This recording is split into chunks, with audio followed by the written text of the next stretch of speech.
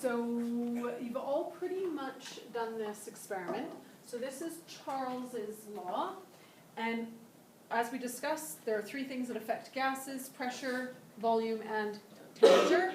Boyle's, what did Boyle's look at? Relationship with volume and pressure. Boyle's looked at the relationship between volume and pressure. Very good. So what thing must he have held constant? Temperature. So he must have held temperature constant. So T was constant. Yeah, I would write this down.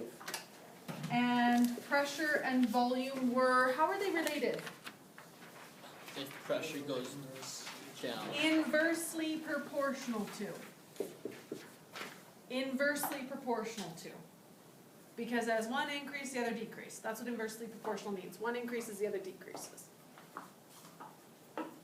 And now, and then we came up with the formula P1V1 equals P2V2. And Boyle's graph was like this for, actually, maybe I'll do it like this. Boyle's graph went like, I can't remember which way your line went, but it doesn't really matter, with pressure and 1 over volume. Then we could get a linear relationship, and then we could find his constant, which was the slope of that graph. And so the constants will equal each other, so P1V1 equals P2V2. Everybody okay with Boyle's? Tick. Charles, then, what did Charles hold constant? Pressure. Pressure? Yeah.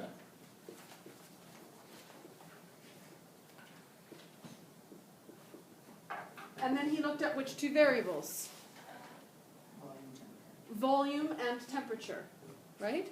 And did you get, remember how when we did Boyle's graph of just pressure and volume like this, we got this swoopy graph, right?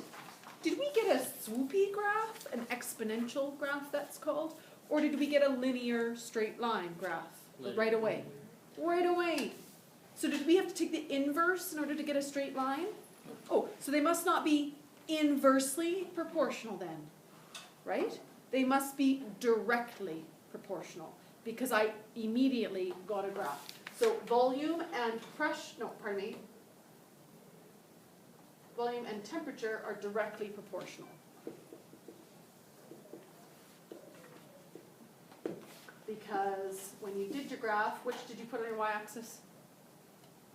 Temperature. Oh no, Volume, right?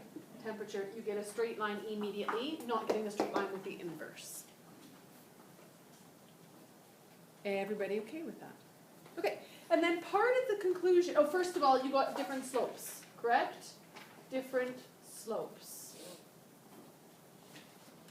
It's hard for me to do this, okay?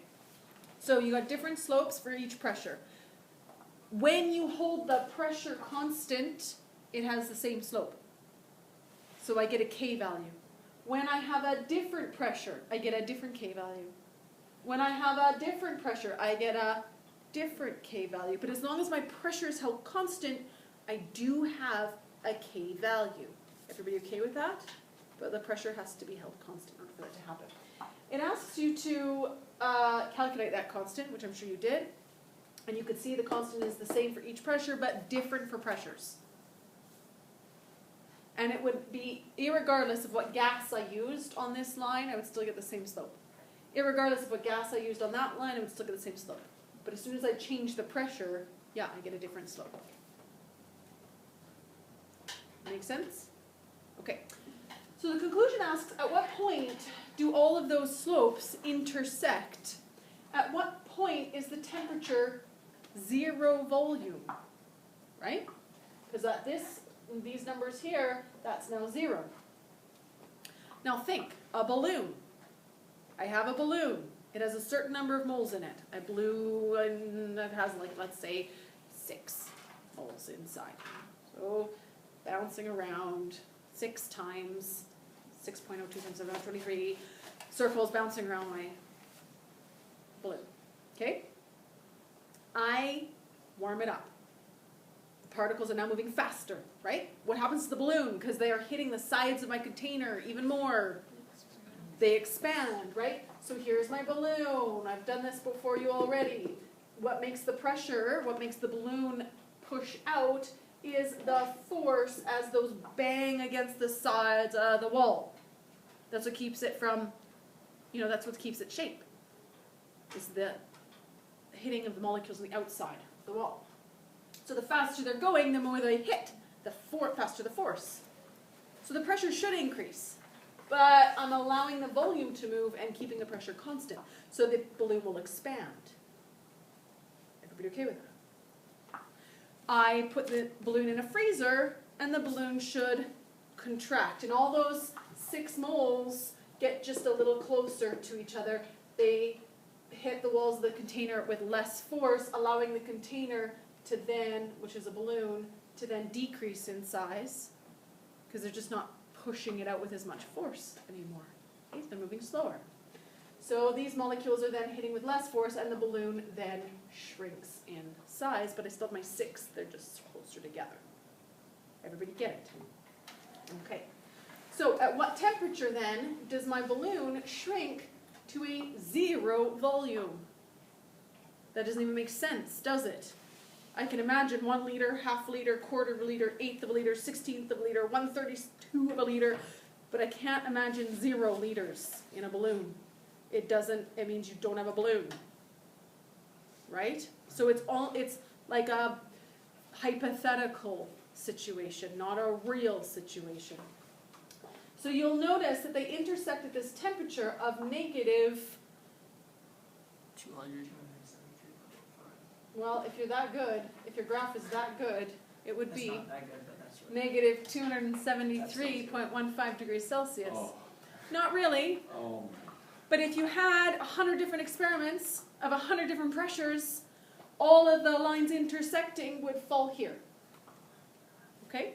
So they decided, hey, you know what? Volume at 0, if the molecules are, how can I get that volume to be 0? Molecules are moving fast, the volume is big. Molecules are moving slow, the volume is smaller. Molecules moving even slower, the volume is even smaller. So what does that tell you about 0 volume would be? Nothing. 0 movement. Nothing to push the balloon out. Does that make sense?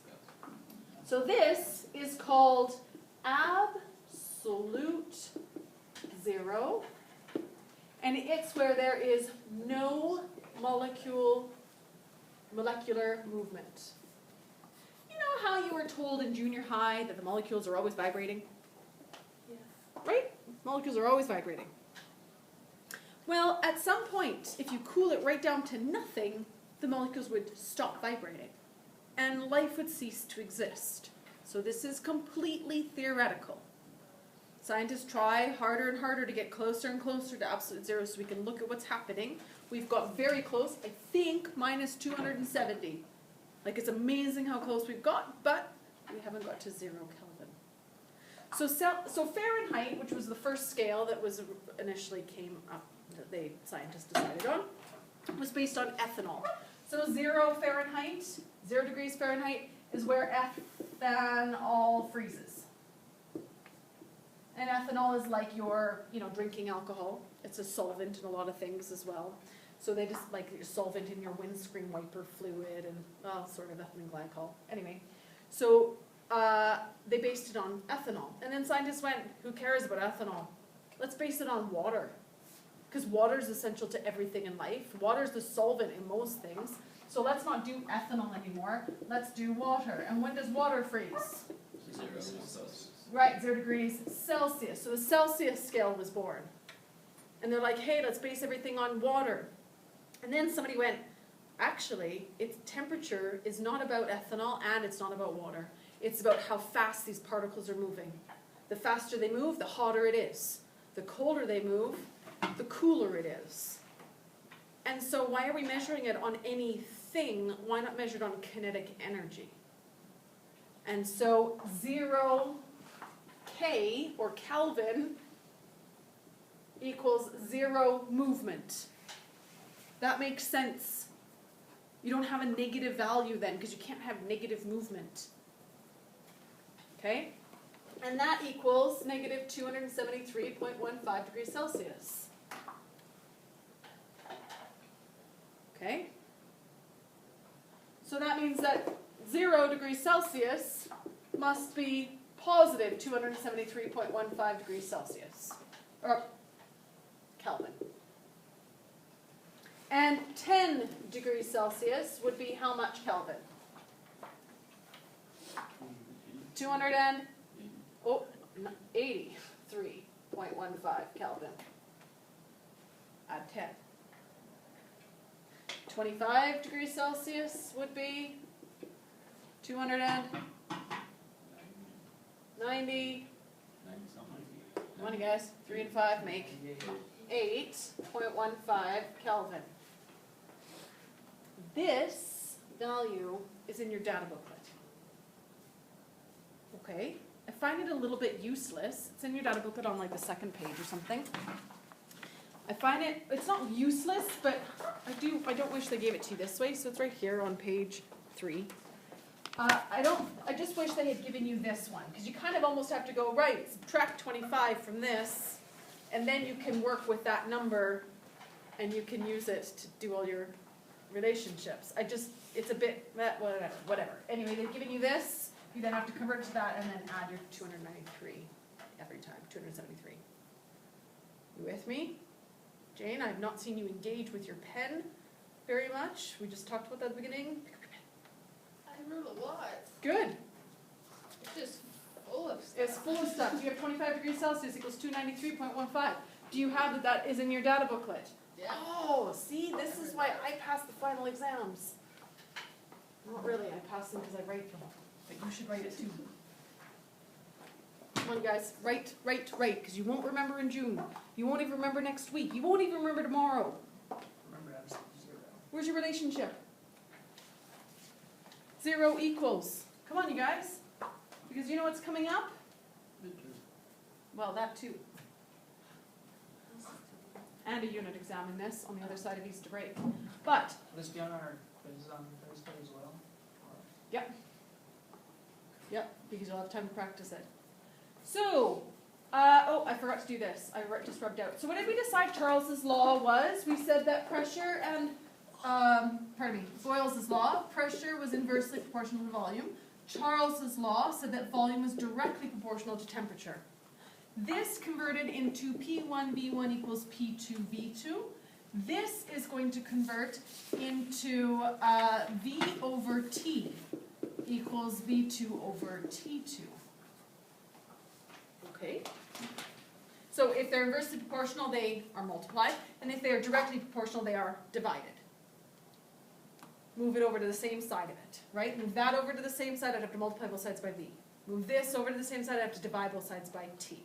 So this is now Charles's law, that they equal a constant if the pressure is held accountable, that the relationship between this rise and run will equal the relationship between this rise and run. So this volume and temperature go together, and if I change the situation, here's my balloon, it has a specific temperature and a specific volume. If I increase the temperature, how does that change the volume? Does that make sense? Here's a little, this sounds really easy, here's the caveat. This relationship only works mathematically if that temperature is in Kelvin.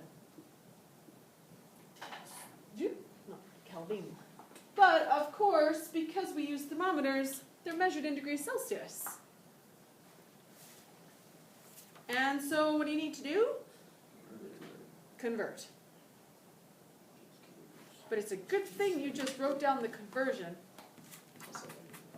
Yes? Did Charles did his discovery then, did he do it in Kelvin or did he do it in degrees Celsius?